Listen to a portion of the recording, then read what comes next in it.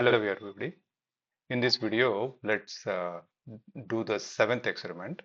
Seventh experiment is about connecting a sensor, temperature and humidity sensor with the Raspberry Pi. We are using Raspberry Pi now. And then whatever temperature and humidity we read, we want to upload it, these values into the cloud. So objective wise, to the cloud, we'll use the ThingSpeak platform. So we'll upload it over there. So coming to the diagram, so what we are doing is we are using embedded system that we are using is the Raspberry Pi, and then DHT sensor, DHT11 sensor will use it, and will read those data. And then this Raspberry Pi will using the Wi-Fi will connect to the ThingSpeak. We'll have a channel for ThingSpeak over there. We'll use ThingSpeak library and then publish it over there so that in the cloud we can through the web browser we can see the contents being published. That is one thing. And the second thing is this Raspberry Pi, we can share the desktop using Raspberry Pi Connect, and then remotely we'll access this Raspberry Pi and work from there. So we have those screens over here. You can see uh, in this desktop, in this computer where we are recording. So Raspberry Pi has been shared, and we can see that one of the Raspberry Pi that we are using, it's online. So we'll connect to it shortly. So meantime, let me also start the screen sharing. So screen sharing is going on. So it's checking the network and getting connected to the Raspberry Pi. So while that is happening, let's move forward and then let's see the diagram. So Raspberry Pi, when you hold it this way, when you have the USB pointing downwards, we'll have the pins this way, and these pins are numbered. You can see this is the cornermost pin is the 3.3 volts, and likewise GPIO 4 pin. This is the one, and ground pin is the one. So these are the three pins that we'll be using. So how will we connect the DHT server? Sorry, DHT11 sensor. So DHT11 sensor has three pins. We'll connect the VCC to 3.3 volts of the Raspberry Pi, data to the GPIO4, and ground to the ground.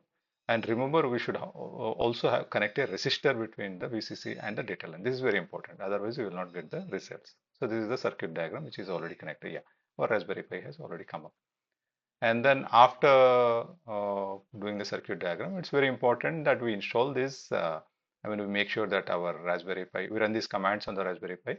So you got to open the terminal over here. You can see this is the terminal. So on this terminal, we got to run these commands: sudo apt-get update. Then if Python is not there, install the Python and pip. After that, for using the DHT sensor, it's very important that we install this library. We do a pip3 install with these options. Likewise, we install this library also for accessing the GPIO.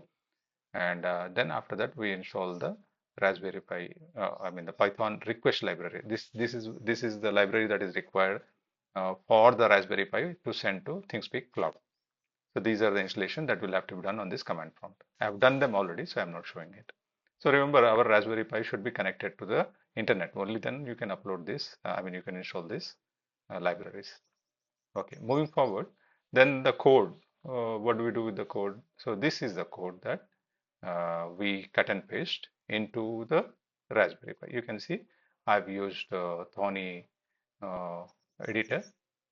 So Thorny is the editor. Let me close this terminal, and this is the Thorny editor that we are using, and that code has been uh, cut and pasted over here. And then I'll quickly walk through the code. What is the code? What is there in the code? So you have importing the libraries over here.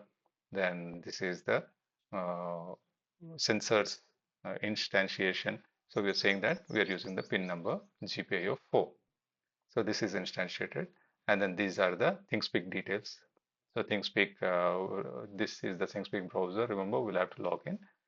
We have logged in, and then we have created one channel over here. So you can see under my channels, so we have created one channel for experiment number 7, and this has special keys. So you have the right key over here. So you can see the API, the ThingSpeak API key we are using over here. Likewise, this is the URL to be used. So make sure that whatever channel you are using, make sure that you copy that corresponding right key into your code. And then we have supporting functions over here. This is a Python. Remember, we are doing coding in Python over here in Raspberry. So you can see this is a supporting function, read sensor data. So what does it do when it is called? Device temperature and humidity is read. If they are not none, they are returned. Both of them, those values are written. Otherwise, then failure message is thrown. And then there is a small helper function over here, send to ThingSpeak. So you can see the helper function over here. So this helper function, when it is called with the temperature and humidity, and a small payload is created with the API key, temperature and humidity as the field 1 and field 2. And then the response request object is used, then ThingSpeak URL, and that is uploaded. And when it is uploaded, we get error code of, I mean, the status code of 200. That means we have sent the data successfully.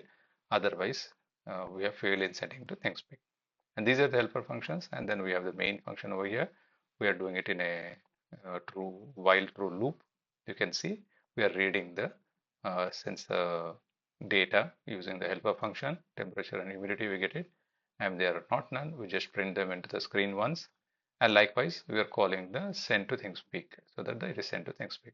And this while loop, you can see it is being done every 10 seconds. And this is the main part from where the execution starts and the main is called from here.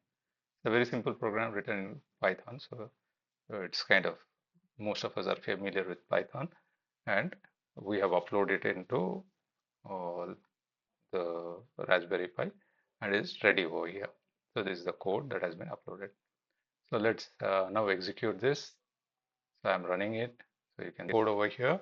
So let's execute this. Let's run the code. I press the run button, and then you can see, yes, it has, you can see that the temperature and humidity has been successfully got from the sensor, and likewise it is also sending to the ThingSpeak successfully. So you can see every 10 seconds or 5 seconds, in fact, it is sending this. Let's go back to the ThingSpeak and see if the values are coming. Yeah, we can see the values coming over here regularly. So they are being posted to the ThingSpeak, and you can see 6 entries a minute ago. Okay, so we have met our objective. Let's stop here. Thank you.